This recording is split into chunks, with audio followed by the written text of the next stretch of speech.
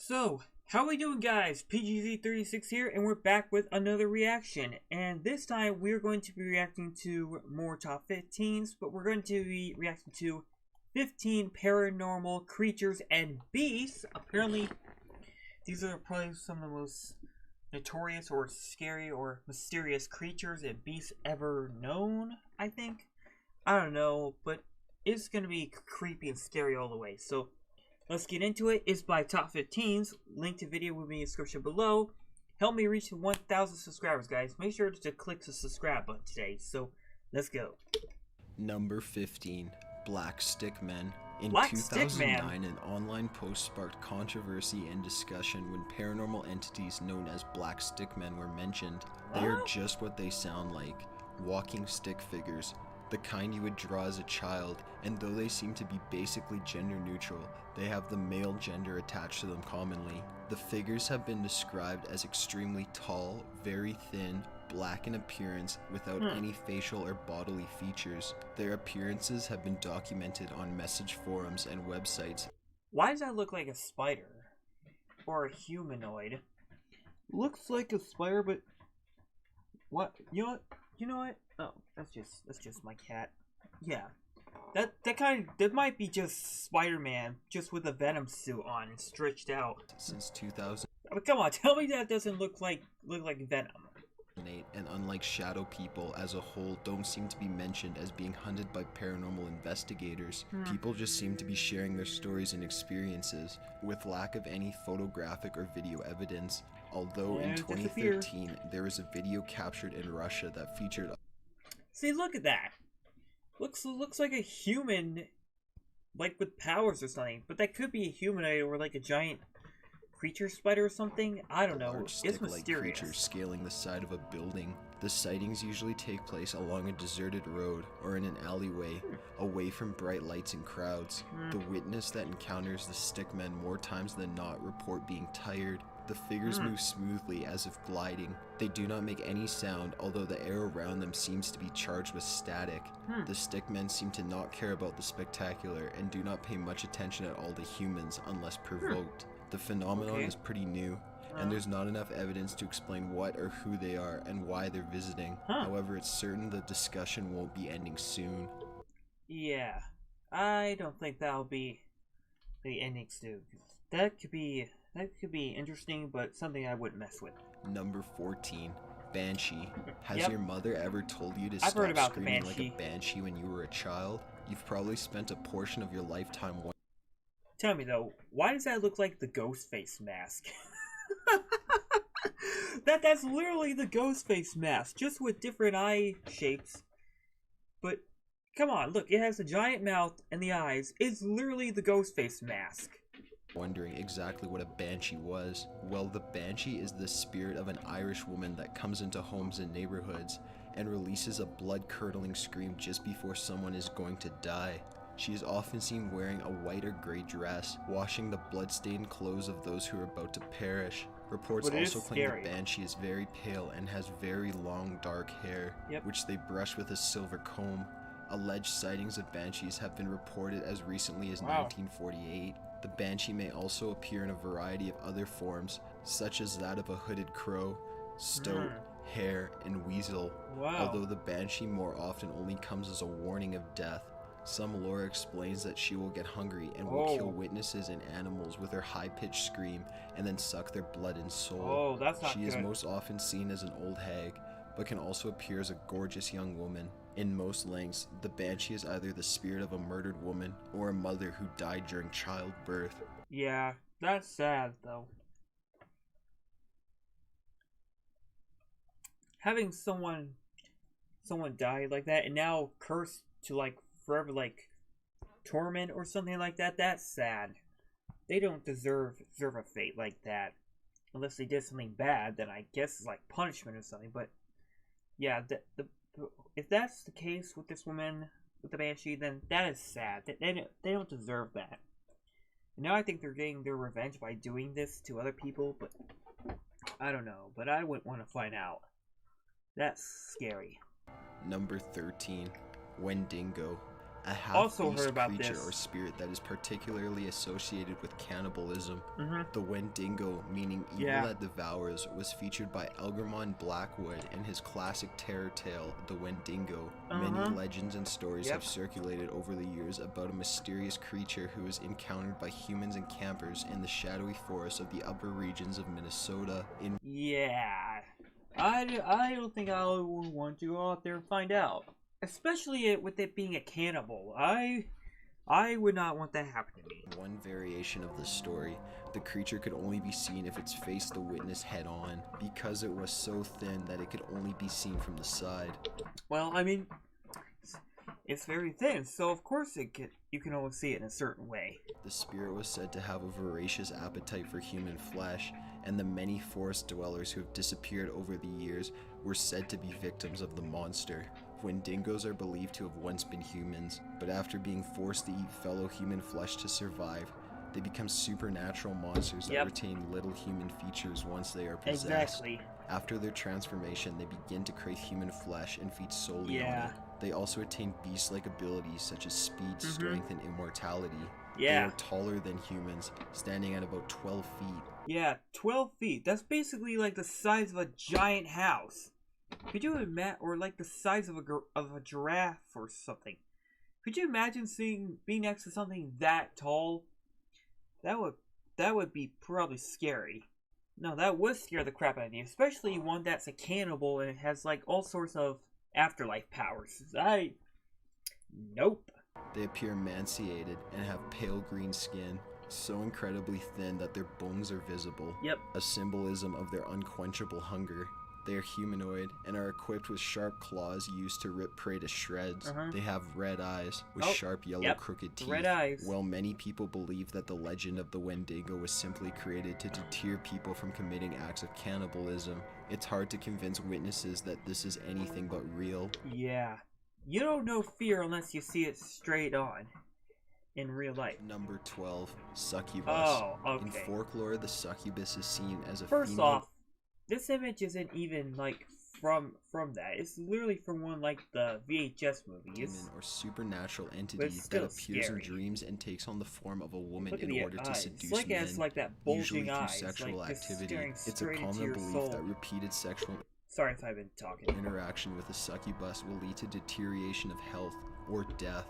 A more modern view is that the succubus may or may not appear in dreams, and is often depicted as a highly attractive enchantress. The succubus has become a very commonly depicted demonic creature in recent years, through television, books, and movies. Although the idea of an attractive woman seducing you and taking your life is terrifying, there has never been any reported encounters with a succubus, and they were more likely created as means to deter sinful sexual encounters.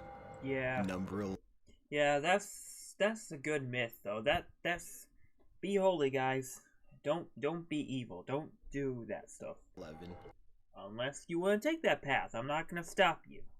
Hellhounds. Just as dog is known as man's best friend, the Hellhounds, a supernatural dog in folklore, are known as the loyal companions and guardians of demons, devils, and some gods. A wide variety of omnivorous or hellish supernatural dogs occur in mythologies around the world. Features that have been attributed to hellhounds include mangled black fur, glowing red eyes, super strength or speed, ghostly or phantom characteristics, massive size, and a foul odor. Certain European legends state that if someone stares into a hellhound's eyes twice or more, that person will surely die. In cultures that associate the afterlife with fire, hellhounds may have fire-based abilities and appearances. They are often assigned to guard the entrances to the world of the dead, such as graveyards and burial grounds, or undertake other duties related to the afterlife or supernatural, such as haunting lost souls or guarding a supernatural treasure. In European legends, seeing a hellhound or hearing it howl may be an omen, or even cause death. In fact, the bearer of death is a term used in describing the hellhound, because they were supposedly created by ancient demons to serve the heralds of death. The hellhound has been seen several times throughout history, and is not specific to any one place. The most recent sightings occurred in Connecticut, Kentucky, Louisiana, Ohio, and Germany, in or near cemeteries. Although hellhounds are more commonly found in ancient mythologies, they are far from a thing of the past. Really? On a recent television show titled Mountain Monsters, one farmer seeks help because he believes he has seen a hellhound on his property and fears for his family's lives. Okay. You know, when I first heard that, I thought they meant like the Call of Duty zombies hellhounds. But still, so dogs like do stuff for the afterlife. That's really scary. I'm not gonna lie. I would not want to mess with a hellhound. Number 10, Tiyanuk. Tia, Basically what? a demonic, human-eating baby demon. Oh my. The Tiyanuk is a creature in Philippine mythology that hides in forests and disguises itself as a newborn, even mimicking the cry. So it's a demon disguised as a baby. Kind travelers come upon the baby to offer help, it will take a totally different and terrifying form, then slashes its victims or leads them astray. It will even kidnap children. Theories say the Tiyanuk is a spirit of a child whose mother died before giving birth, which caused the child to be born in the ground, creating the woodland demon. Its natural form varies from tale to tale. In one version, it retains the general shape of a baby, but then forms sharp claws and fangs to attack its victim. In yet another story, it is seen supernaturally flying through the forest, still in the form of a baby. The Tiyanuk has become very popular in Philippine horror movies, but it's not at all fiction. Really? Travelers that explore forests claim having heard the cries of a baby, and some have even reported being attacked and led off their path by the little demon. So, a flying clawed evil baby demon that wants to attack victims. Definitely doesn't sound like something like... I forgot what I was gonna say, but it's from something.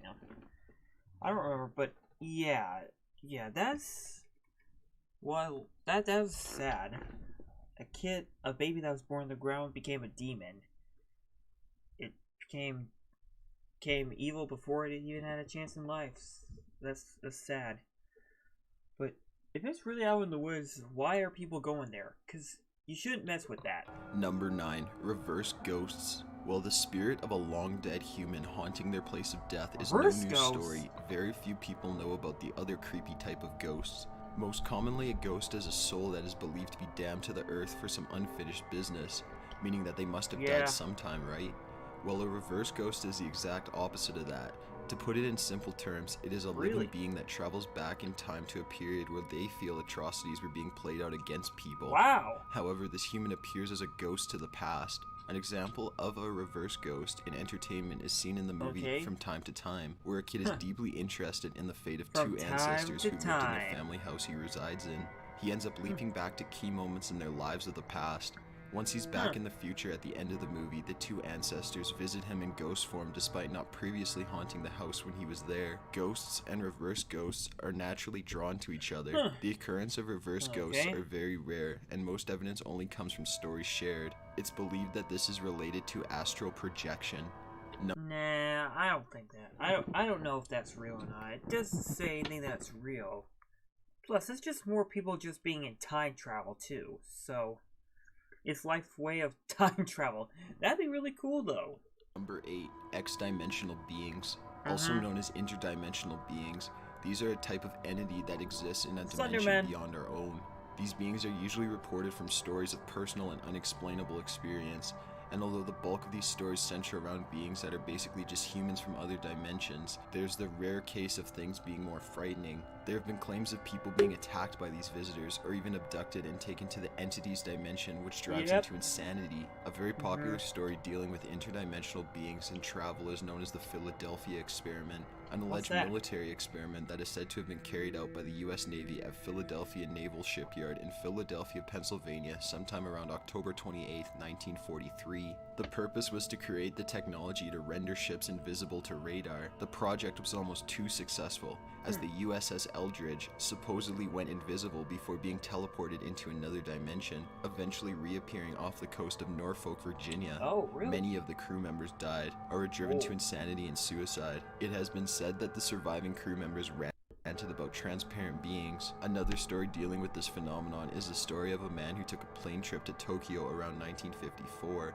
Upon landing at the Tokyo International Airport, his seemingly normal trip had taken a very drastic turn for the weird. When he handed over his passport to be stamped, the man was immediately interrogated as to whereabouts of his origins. While his passport looked authentic, it listed a country no one had ever heard of called Ta-Red. After hours of interrogation and geographical research, the traveler was sent to a nearby hotel until an official decision could be reached. There, 2 immigration officers stood outside the hotel door until morning to assure the man did not flee. However, the next day, they discovered that the mystery man had vanished without a trace. The most troubling was that the only possible exit was through a window with no ledge 15 stories above a busy street. The Tokyo Police Department conducted an extensive search but continually came up empty-handed. There has never been any further information on this man or the case reported, so while not all interdimensional beings cause death and loss of sanity, it's still very unsettling to think that the people around us could possibly be from another dimension, or even worse, we could be, and we didn't even know it until something comes up. Another great example of an Exdimensional being is the very popular Slenderman. Many rumor that Slender is actually a demon from another dimension that travels here to feed. Then again, that's more of a meme than a true story. Regardless, considering the real world happenings around Exdimensional beings, it's scary to think that we could be switching between parallel Earths without even knowing it. Yeah. That's a good story though. I like the stories. I definitely gotta check out the Exdimensional Being stories, I think. Or maybe not, but yeah, that can be scary. If we're like surrounded by people from another dimension, that could be really frightening. Number 7, Jiro Gomo. In Japanese folklore, the Jiro Gomo, which translates to horse spider, is much like the succubus in more European cultures. It is a creature that will appear as a beautiful woman in order to seductively lure a man into her home or web to sedate him, and then wrap him in spider silk and devour him whole. This creature almost seems worse though, considering that Japanese legend tells that the woman will shoot out 8 hair legs and sharp fangs just before she eats her victim. This is a nightmare come to life for all the arachnophobes out there. There have not been any claims of Jiro Gomo sightings and interactions in the past decades. However, the horse spider has become very popular in the Japanese culture, especially among certain animes. Some girls have even gone as far as buying webs for their rooms, possibly preparing to take their true form as a man-eating spider chick. No thank you. Yeah, much more worse thing of an enchantress. That's a spider. Yeah, if you're arachnophobic person, then you will not enjoy it. No, you wouldn't even want to go near that. Like that is not okay at all.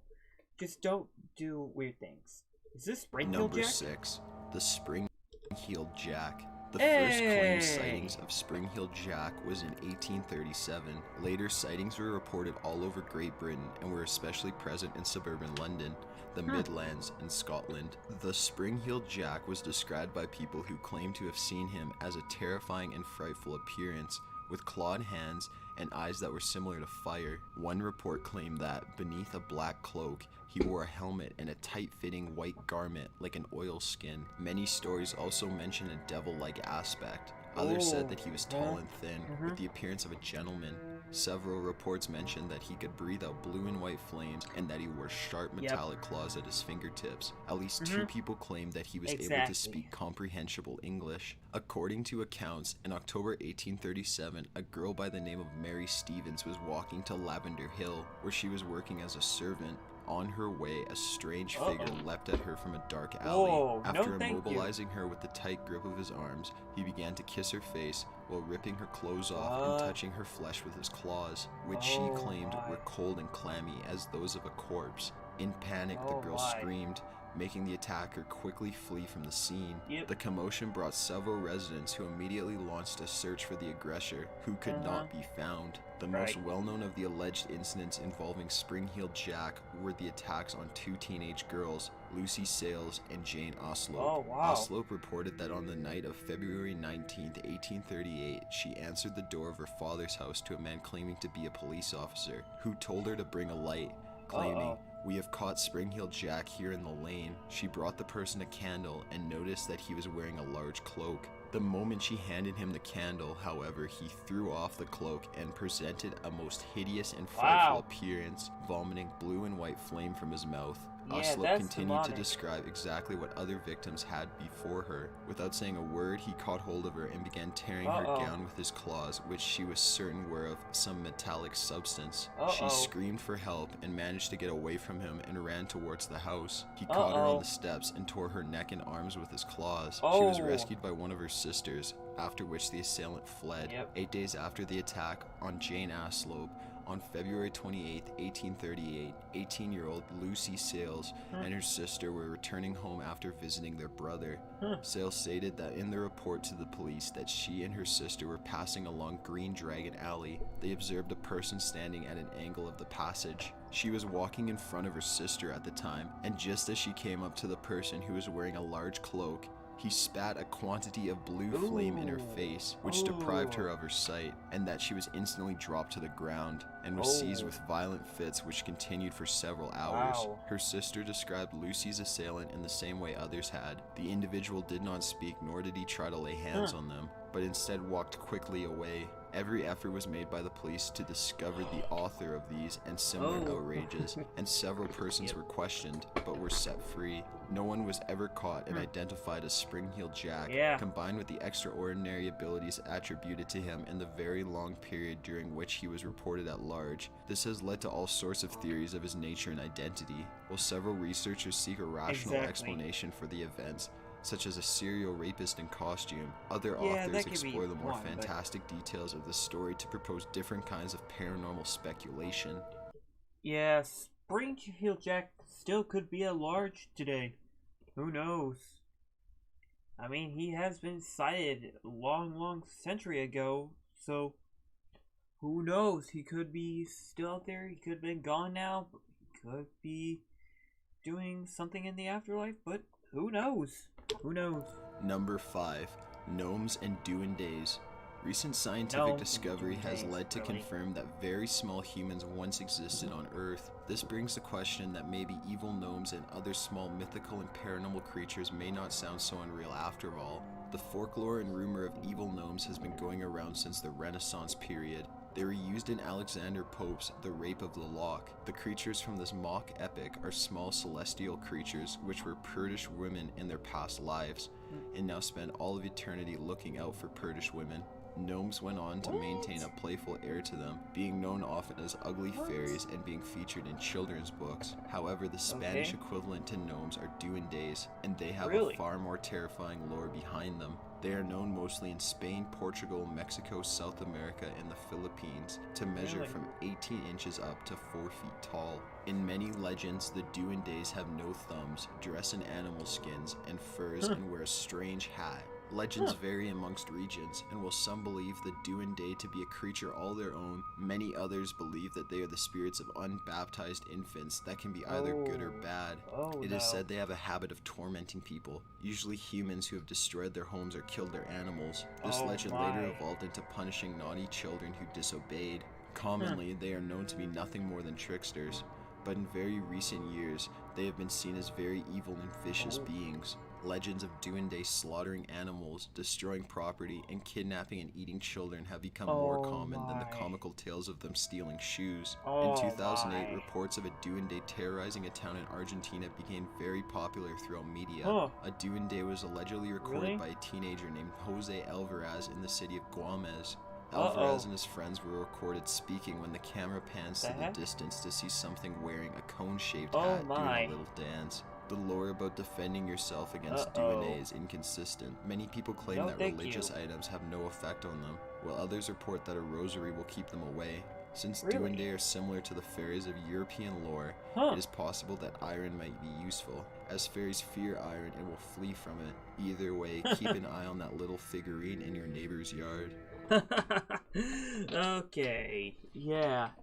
If that's the case, then just destroy the gnomes, because they can probably really can come to life, then go after you. That is nightmare fuel. Number 4. Bigfoot.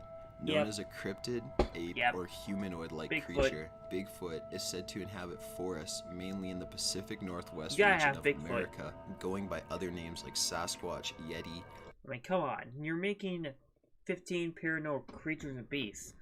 You gotta have one about Bigfoot. Skunk ape, or Yowie.